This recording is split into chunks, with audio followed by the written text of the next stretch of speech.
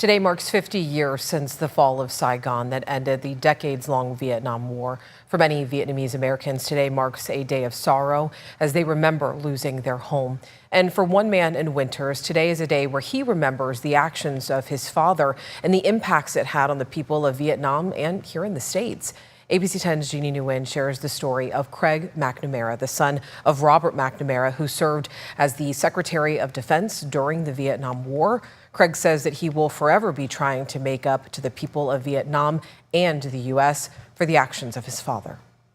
So here's President Johnson and Lady Bird Johnson, my mother and father, myself, and my sisters Margie and Kathleen. These photos on Craig McNamara's desk show brief moments in United States history. The late presidents, John F. Kennedy, Lyndon B. Johnson, and the former U.S. Secretary of Defense, Robert McNamara, Craig's father. He was only 10 years old when his father was selected for the cabinet position. My father was picked up every day in a limousine that would take him to the Pentagon. Craig remembers being supportive of his dad's role in the White House, but as he grew older, his beliefs started to change. I began understanding that the war was wrong. Of the dozens of trips his father took to Vietnam to survey damages from the war, Craig believes his father was not honest about what he saw and relied on optimism. Leaving us an optimistic impression that our soldiers were winning, that our body counts were demonstrating that the National Liberation Front, the North Vietnamese, were dying at a much higher rate than ARVN and U.S.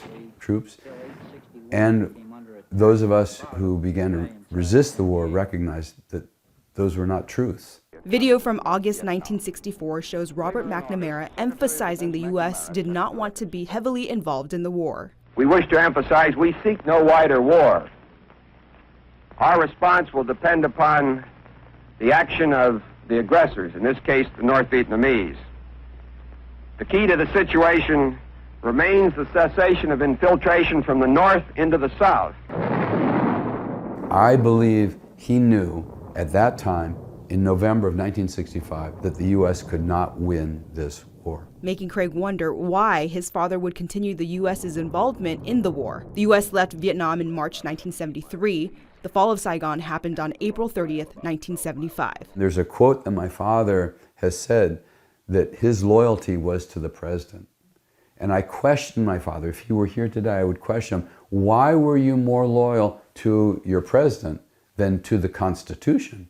It's a question that's haunted Craig a majority of his life. In the 90s, decades after the war, Robert McNamara famously said he was wrong about his role in the Vietnam War. He wrote about his regrets in a memoir. As 2025 marks 50 years since the fall of Saigon, Craig was asked to be a part of a documentary with Vietnamese media professionals with one goal in mind. I missed so many opportunities with my father to learn, to listen, and to help him change, and to help him apologize for his role in the Vietnam War. This amazing man, who's 47 years old, he's a survivor of Agent Orange. Our nation applied 13 million gallons of Agent Orange across Vietnam. We forever changed the environment. Craig is now a farmer and owns this property in Winters, growing walnuts and almonds. As a young adult, Craig says he moved to California to protest the United States' involvement in the Vietnam War. After a 2.5-year eye-opening trip through Central America, Craig says he realized he wanted to become a farmer. I recognized the importance of food production, how important it is to all of our survival, and it is the crux of war. We produce enough food in this world to feed every child, every human being. Sierra Orchards has been in Craig's family since 1980, in a never-ending journey to find a path forward with respect for the land and each other. In Winters, Jeannie Nguyen, ABC 10. Craig McNamara also wrote a memoir on his perspective of his father's involvement in the war, titled Because Our Fathers Lied. Details on the book and also his farm, Sierra Orchards, can be found on our website, abc10.com.